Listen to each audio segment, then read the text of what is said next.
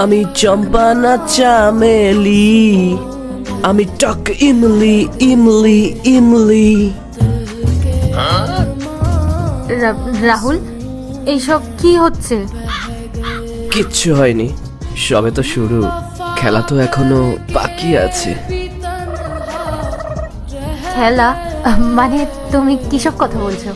এই যে আমি এত হট সেজে তোমার সামনে এসে দাঁড়ালাম, এবার তুমি আমার একটা শার্ট পরে চলে আসো, তারপর তো হবে আসল খেলা। এইসব এইসব তুমি কি বলছো রাহুল? আমরা আবার কবে থেকে এইসব আলতু ফালতু খেলা শুরু করলাম বলো? কেন? তুমি তোমাকে এক সপ্তাহ ধরে বলছিলে তোমাকে আমি মেয়ে সাজাবো মেয়ে সাজাবো, মনে পড়ছে না তোমার? আর তাই জন্য আমি স্পেশালি তোমার এই ড্রেসটা পরে পূজা সেজে চলে এসেছি। আর এখন যখন আমি মেয়ে সেজে চলে এসেছি তখন তুমি পাল্টি মারছো। দেখো পূজা, আমি কিছু জানি না, আমি যেরকম মেয়েদের ড্রেস পরে তোমার সামনে এসে দাঁড়িয়ে গেছি, এখন তুমিও যাও গিয়ে আমার শার্ট প্যান্ট পরে আমার সামনে চলে আসো। আর তারপরেই তো হবে আসল রোম্যান্স। রাহুল, তুমি মনে হয় ঘুমের ঘরে স্বপ্ন দেখছো। আমি এসব কথা বলতেই পারি না।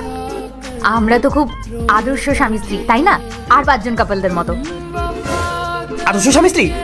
কোন দিন তুমি আদর্শ স্ত্রী হওয়ার দায়িত্ব পালন করেছো? হ্যাঁ, এই তোমার এই উদ্ভট আবদারগুলো চক্করে না আমাকে মাঝে মাঝে কিছু সেটা তোমার মনোরঞ্জন করতে হয়। এই তো কদিন আগেই তুমি আমার মাথায় ঝুটি বাঁধিয়ে গোল করে কাজলে টিপ পরিয়েছিলে, কি না আমাকে বাচ্চা সাজতে হবে, আবার একটা ফিটিং বোতলও নিয়ে এসেছিলে, তার উপর ওটা করে আমাকে দুধও খাইয়েছো। না, শুধু দুধ খেলে হবে না, তার উপরে আবার এরকম চকাত চকাত করে সাউন্ডও করতে হবে।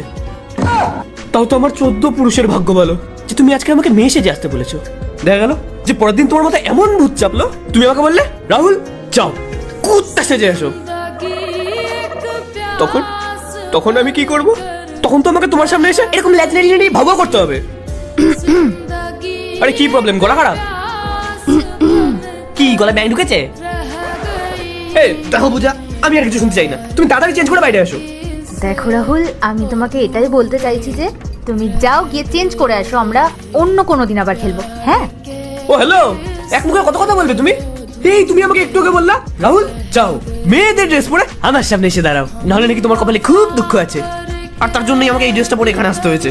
আর তুমি জানো এই ড্রেসটা পরতে আমার কতটা কষ্ট হয়েছে, কোথা দিয়ে হাত ঢুকছে কোথা দিয়ে মাথা ঢুকছে কিছুই বুঝতে পারছি না।